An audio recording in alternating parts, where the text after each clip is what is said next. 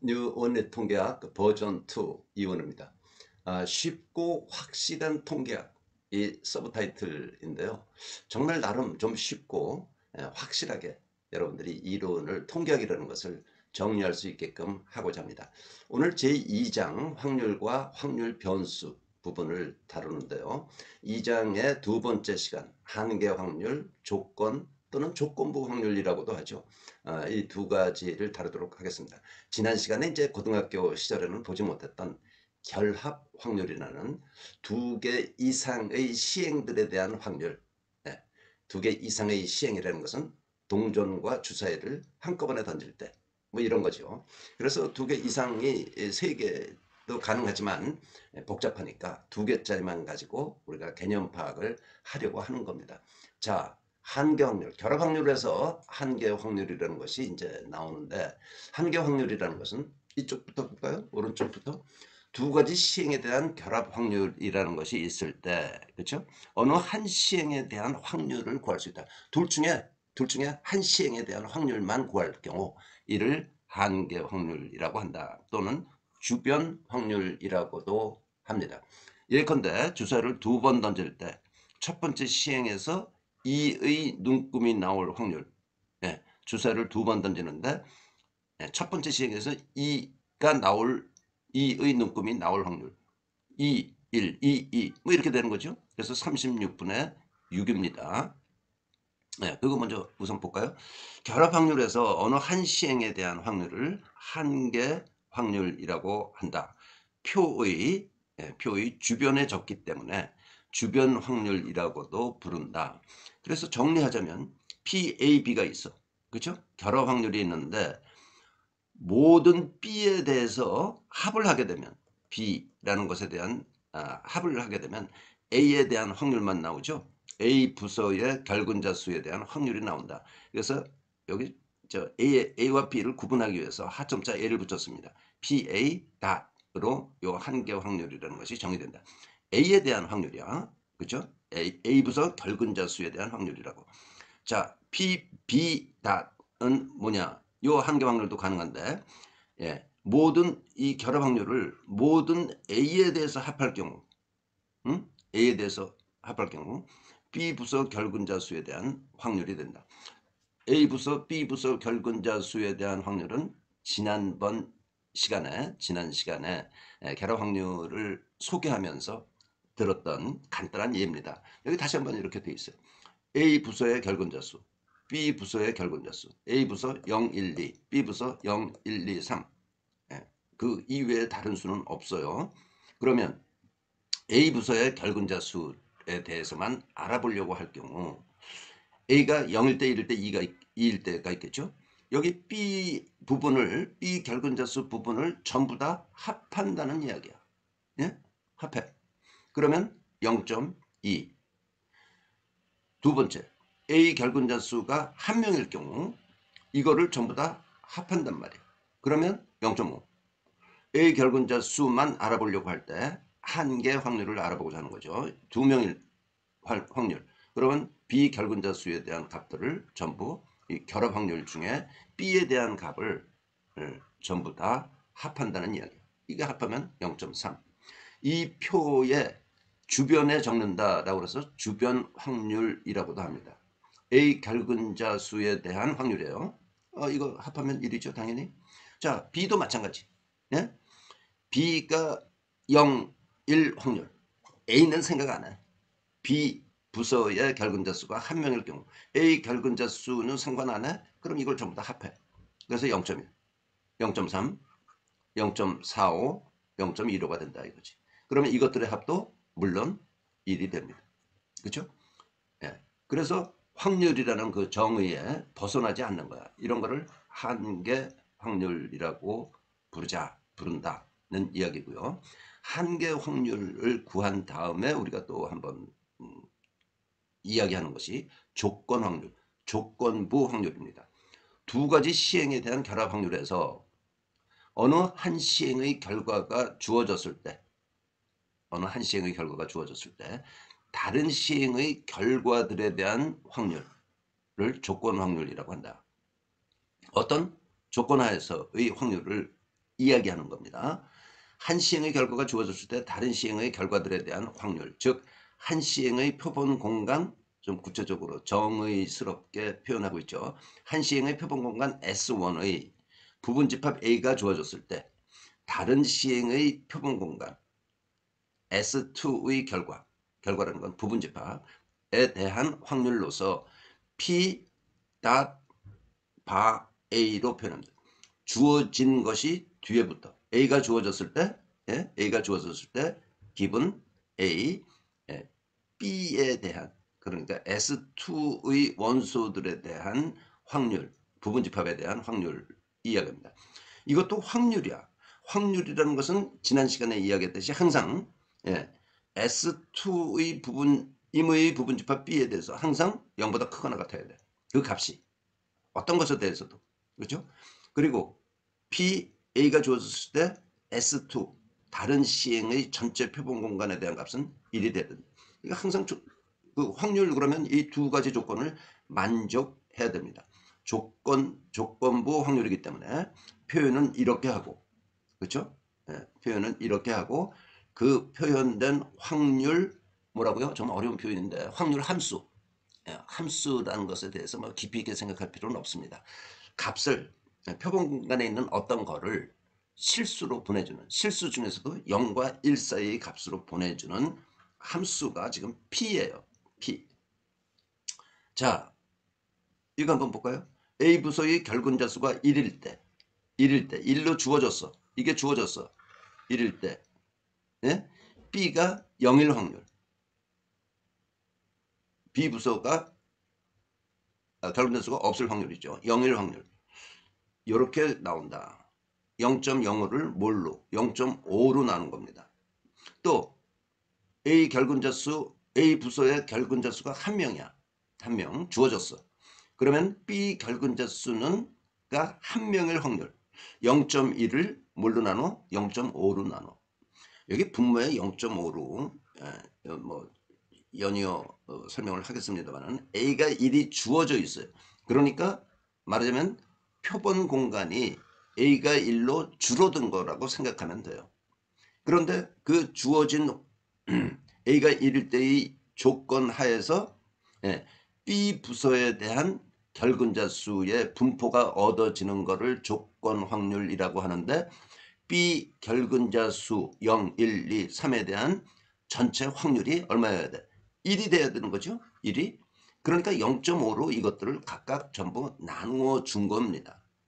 그렇게 생각하면 조건 확률이라는 것을 그렇게 어렵지 않게 여러분들이 접할 수가 있다라고 생각합니다. 됐습니까? 예, 그렇게 쉬운 개념이 아니에요. 조건 확률이라는 거는. 그래서 조건 확률이라는 거는 우리 주변에 많이 조건 확률이라는 것을 다루게 되는데 그건 이제 조금 더 보면서 다루도록 그렇게 하겠습니다. 자, 조건 확률의 계산. 결합 확률에서 어느 한 시행의 표본 공간 S1의 부분집합 A가 주어져 있어. 다른 시행의 표본 공간 S2의 부분집합 B에 대한 조건 확률. 앞에서 이야기했던 거와 똑같습니다. 예, 그러면 이렇게 표현을 해. probability B given A. A가 주어졌을 때 B에 대한 확률. 이거는 주어진 조건 A에 대한 확률 분모에 놓고 A와 B의 교집합에 대한 확률입니다. A와 B가 동시에 일어나는 계산된다. 이게 기본적인 조건 확률의 무슨 정의식 같다고 할까요? 뭐 정의식은 아닌데 조건 확률을 구할 때 늘 이런 방법으로 이렇게 구합니다. 즉 A와 B가 동시에 일어나는 A 인터섹션 B죠.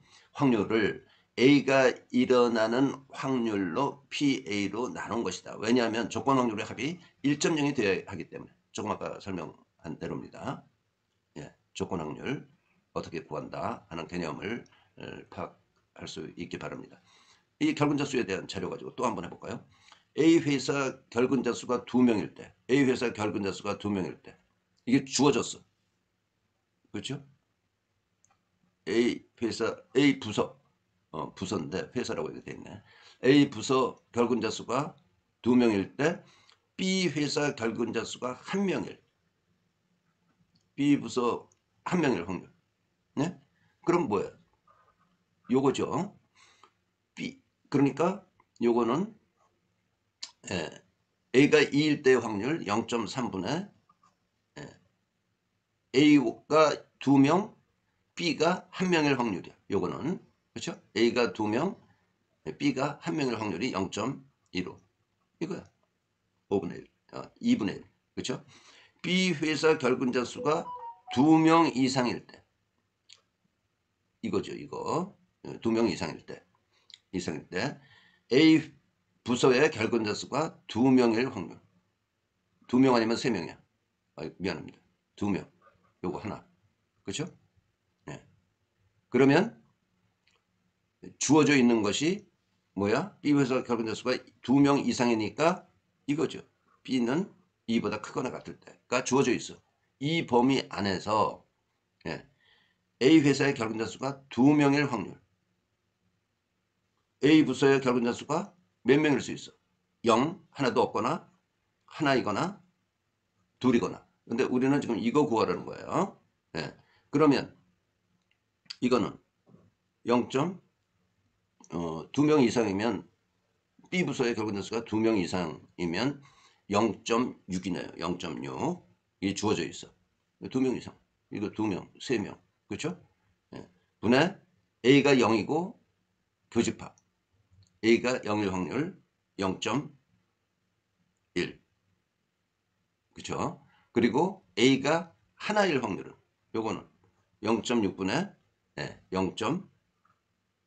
뭐예요? 요 두 개 합하면 3호. 3호. 요거는 0.6분의 0.6분의 요거 두 개 합한 거 0.15.